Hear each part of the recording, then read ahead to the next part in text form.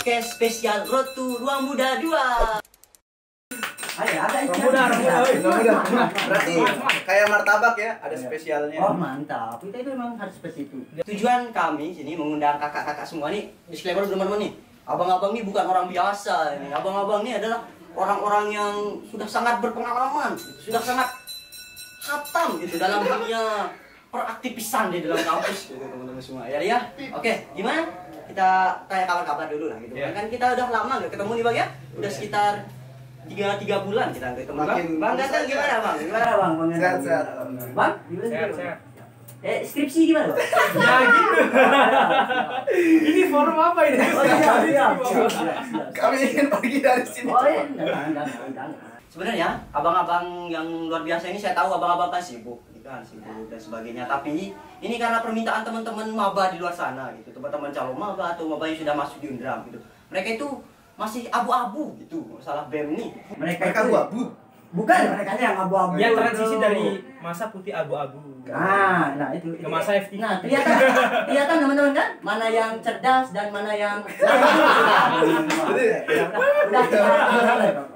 udah bercanda ini luar biasa. Luar biasa. Oke.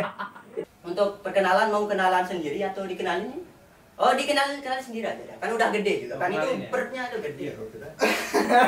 Nama saya Fahri ya, teman-teman bisa manggil saya Fahri. Saya alumni BEM tahun lalu di Kementerian PPSDM ya. Pengembangan dan Pemberdayaan Sumber Daya Mahasiswa ya, BEM Undram 2019. Kebetulan saya menterinya. Wah, Ini siapa ini? Oke, kalau di yang sebelah ini siapa? Jadi mana kameranya yang sangat besar? Yang ini ya. Baiklah, yang mana aja? teman-teman semua, perkenalkan nama saya Surya Fajar. Teman-teman bisa panggil saya Surya atau Fajar, nyaman-nyamannya aja. Ya. Saya kebetulan menjadi Menteri Kreativitas Mahasiswa di BEM Undram 2020 untuk sekarang. Jadi buat teman-teman maba nih, saya tunggu teman-teman semua di BEM. Kalau ada mau gabung silahkan nanti bisa. Ya. Bawahan saya tahun lalu, guys. Teman-teman udah dikenalkan tadi dua orang narasumber kita nih, orang hebat semua dan sudah paham dengan dunia kampus itu teman-teman. Nah, kembali ke pertanyaan saya yang di awal tadi yang sempat terpotong. Menurut perspektif dan pandangan abang-abang gitu yang sudah tercebur gitu, udah basah di dalam kolam dunia aktivis ini itu, BEM itu seperti apa sih? Apa sih BEM itu Bang sebenarnya?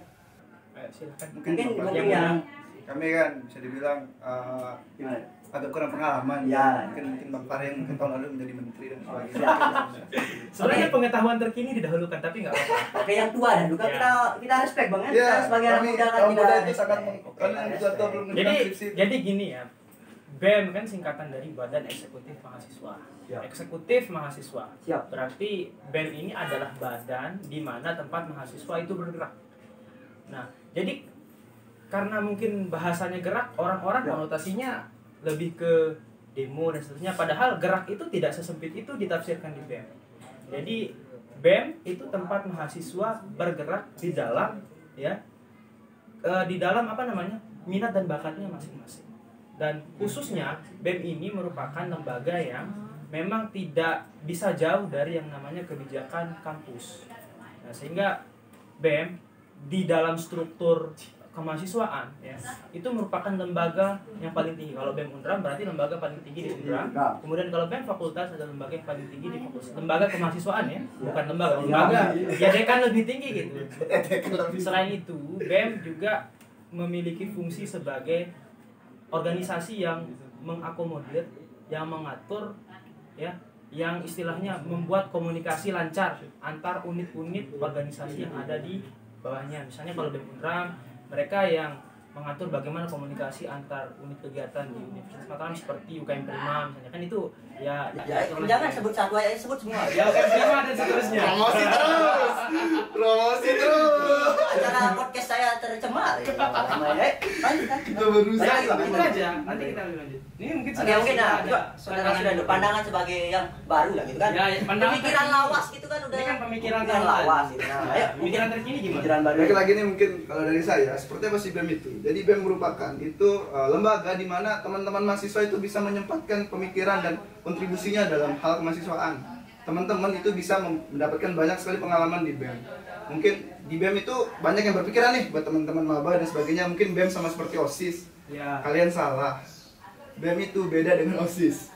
Nanti kalian akan temukan sendiri. Saya mungkin tidak pandai dalam hal berkata-kata, tapi mungkin saya pandai dalam hal merangkul teman-teman. Teman-teman silahkan, kalau emang mau gabung atau ingin tahu seperti apa BEM, silahkan gabung magang BEM. Rangkul aku dong.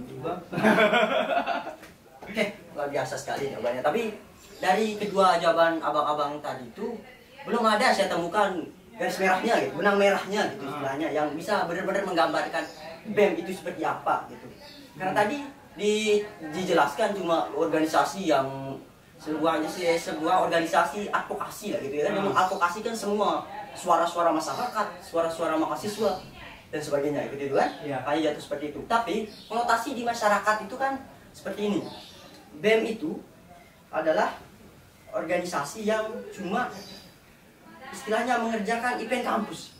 Event kampus. Sampai ada istilahnya kalau teman-teman di luar tuh BEM itu bukan badan eksekutif mahasiswa. BEM badan event mahasiswa. Badan event mahasiswa. Saking BEM ini mungkin yang menjadi kesalahan sebenarnya di BEM ini mungkin adalah bagaimana cara BEM ini memperkenalkan diri gitu dalam masyarakatnya, itu bagaimana BEM ini menyosialisasikan dirinya itu. Jadi saya seperti ini ya. BEM itu kenapa bisa sampai ada penafsiran masyarakat yang berbeda-beda terhadap BEM? Siap. Karena itu kembali lagi ke BEM itu sendiri. Jadi di mana BEM itu menghabiskan waktu dan menghabiskan tenaga serta kegiatan, dia fokusnya di mana, maka dia akan terlihat seperti itu. Misalnya kalau BEM yang cenderung lebih banyak event ketimbang geraknya atau ketimbang aksi gerak keluar eksternal kampusnya, ya dia akan dikenal sebagai badan event mahasiswa. Sementara badan eksekutif mahasiswa yang menghabiskan konsentrasinya, tenaga dan seterusnya pada aksi luar kampus misalnya, kemudian demo, kemudian pada kajian strategi, dia akan dianggap sebagai lembaga demo. Makanya sudut pandangnya dia relatif. Sehingga apa ya, ketika orang menafsirkan BEM kadang-kadang beda-beda. Makanya ketika saya sampaikan di awal tadi, untuk menarik benang merah, BEM itu sebenarnya lembaga apa? Lembaga gerak. Seperti namanya eksekutif. Ya. Lembaga gerak, lembaga yang bekerja ya untuk mahasiswa. Gerak dan kerjanya tidak bisa ditafsirkan seperti sesempit itu.